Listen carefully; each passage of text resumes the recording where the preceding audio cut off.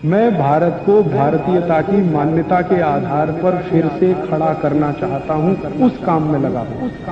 जो कुछ मैंने आपको समझाया वही बात आप अपने पड़ोसी को समझाइए, और रोज अगर किसी एक व्यक्ति को आप ये बात समझाएंगे तो एक साल में हर व्यक्ति 365 परिवारों तक ये संदेश पहुंचाएगा, और वो 365 परिवारों में कौन जाने दूसरा राजीव दीक्षित पैदा हो और इस देश के हजारों घरों तक वो मैसेज जाए।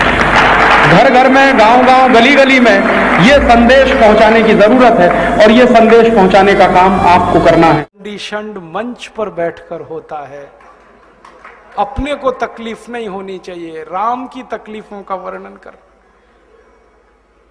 एयर कंडीशन मंच चाहिए, एयर कंडीशन घर चाहिए रहने के लिए, एयर कंडीशन कार चाहिए, और चार्टर्ड प्लेन चाहिए आने और जाने के लिए, तब राम की कथा सुनाई जाएगी।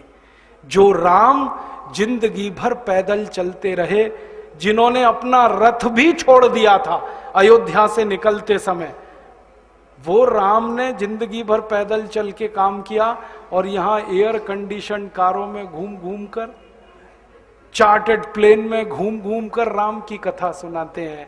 वो कथा वथा नहीं है, वो उद्योग है, व्यापार है, बिना टैक्स का। और मुझे बहुत शर्म है ये कहते हुए, समय आने पर प्रमाण से बात करूंगा कि राम कथा कहने वाले ब्लैक मनी को व्हाइट मनी करने के काम में लगे हुए एजेंट हैं, और इससे ज्यादा कुछ नहीं है। और मुझे इससे भी बड़ी शर्म आती है कहते हुए कि आप जो उनको दे रहे हैं दान के रूप में, वो पैसा ब्याज पर उठा रहे हैं वो दूसरे लोगों को, और आपके दिए हुए पैसे से धंधा बना रहे हैं अपना। फिर ऐसे ही कृष्ण की कथा कहने वाले आ जाते हैं, कहते राधे राधे राधे राधे राधे राधे, और कुछ कहो ही मत, राधे राधे।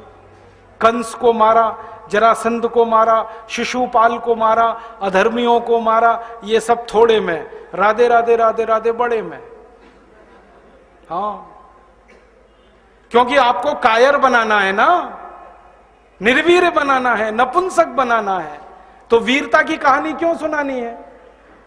तो चुन चुन कर ऐसी कहानियां सुनाते हैं। और मैं आपको बहुत गंभीर बात कह रहा हूं कि ये सारे हमारे देश में जो पाखंडी लोग हैं ना, राम और कृष्ण की कथा कहने वाले, ये सरकारों के साथ मिले हुए हैं, क्योंकि सरकारों ने इनको एक कान में मंत्र फूंका है, तुम लोगों का ध्यान इस तरफ भटकाते रहो ताकि कोई महंगाई के खिलाफ न लड़े, गरीबी के खिलाफ न लड़े, बेरोजगारी के खिलाफ न लड़े, अत्याचार के खिलाफ न लड़े, वो डूबा रहे राधे राधे राधे राधे, राम राम राम राम, बस इसी में।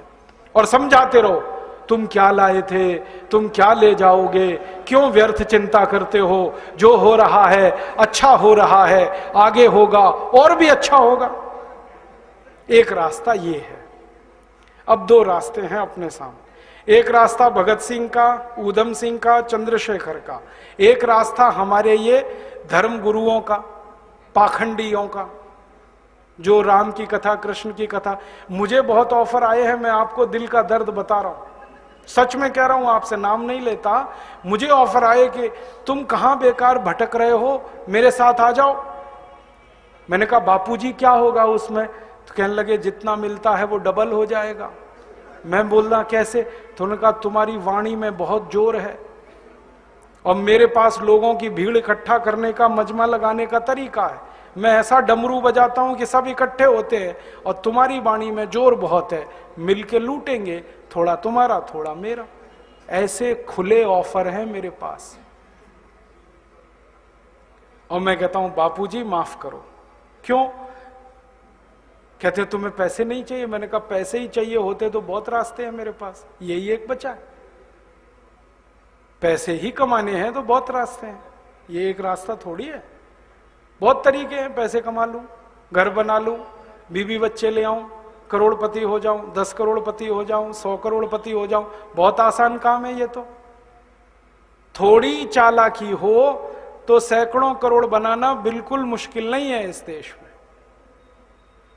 फिर अंत में तो वही होगा ना, सैकड़ों करोड़ हो गए, एक दिन डायबिटीज होगी, एक दिन अर्थराइटिस होगा, एक दिन हार्ट अटैक आएगा, मैं मरने ही वाला हूं। तो मरना तो है ही, वहां भी शायद जल्दी मरूं, क्योंकि जब शरीर में तामस वृत्ति आती है ना तो जल्दी मरता है आदमी। जब तक सात्विक रहता है तब तक थोड़ा दम रहता है। तो तामस व्रती आएगी, मरना मुझे वहां भी है, तो क्यों ना इस रास्ते पे चल के मरूं जहां सात्विक व्रती भी है, मरना है ये तो पक्का ही है, जिंदा तो कोई रहेगा नहीं। तो भगत सिंह का रास्ता क्या बुरा, ऊधम सिंह का रास्ता क्या बुरा, चंद्रशेखर का रास्ता क्या बुरा, कुछ करके मरो ना। मरेंगे ये सब भी, साधु संत पाखंडी, राम की कथा सुनाते सुनाते हार्ट अटैक आएगा, मरेंगे वो भी। डायबिटीज सबको हो रखी है, मैंने देखा है नजदीक से जाके, सब इंसुलिन लगाते हैं, खाते हैं गोलियां, अपनी डायबिटीज नहीं मिटा पाते, दूसरों को उपदेश देते फिरते। ब्लड प्रेशर सबको बढ़ा हुआ है, क्योंकि ये जो काला धन है ना, इसका हिसाब किताब करने में बीपी ही बढ़ने वाला है। सब बीपी की गोलियां खाते हैं, सब डायबिटीज के लिए शिकार हैं, तो दूसरों को उपदेश देंगे तो मैं भी लग जाऊं, वो एक रास्ता है। एक रास्ता भगत सिंह, ऊधम सिंह, चंद्रशेखर का भी है। मौत तो दोनों में ही आने वाली है, बस अंतर इतना है, एक मौत ऐसी आएगी जिसको देश और समाज जिंदगी भर याद रखेगा, और एक मौत ऐसी आएगी कोई पूछेगा नहीं।